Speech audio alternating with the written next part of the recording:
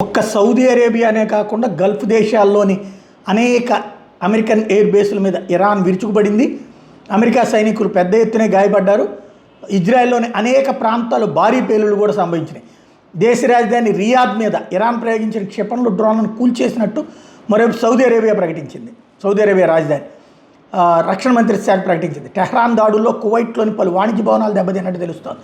మరోవైపు ఐక్యరాజ్యసమితి అభ్యర్థన మేరకు హార్ముజ్ జలసంధి గుండా మానవతా సాయం, వ్యవసాయ సరుకుల రవాణాను అనుమతించడానికి ఇరాన్ అంగీకరించింది. అదే సందర్భంలో సరిగ్గా నెల రోజుల కిందట ఇరాన్ మీద ఇజ్రాయెల్ దాడులు మొదలుపెట్టిన తర్వాత ఈ దాడులు ఇప్పటికీ కొనసాగుతున్నాయి. తాజాగా ఇరాన్లోని బాలిస్టిక్ క్షిపణులు, ఇతర ఆయుధాగారాలను ఉత్పత్తి చేసే ప్లాంట్లు, క్షిపణి ప్రయోగ కేంద్రాల లక్ష్యంగా దాడులు చేపట్టినట్టు రక్షణ మంత్రి కాజ్ చెప్పుకొచ్చారు. తమ దాడుల్లో అణ్వాయుధాలు, ముడి పదార్థాలను శుద్ధి చేసే కర్మాగారాలు ధ్వంసమని, ఇది టెహ్రాన్ అణు కార్యక్రమానికి పెద్ద దెబ్బని ఇజ్రాయెల్ చెబుతోంది. దాడుల మీద ఇరాన్ స్పందిస్తూ టెల్-అవీవ్ మీద ప్రతీకారం తెచ్చుకుంటామని వార్నింగ్ ఇచ్చింది.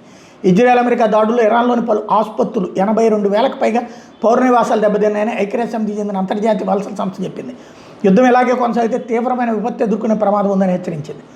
మరోవైపున హిజ్బుల్లా దాడుల నుంచి ఉత్తర సరిహద్దు పట్టణాలు రక్షించుకునేందుకు ఆయా ప్రాంతాల్లో ఇజ్రాయెల్ తన బలగాలను మోహరించింది. హిజ్బుల్లా స్థావరాలను లక్ష్యంగా చేపట్టిన దాడుల్లో 2 ప్రాణాలు కోల్పోయారు.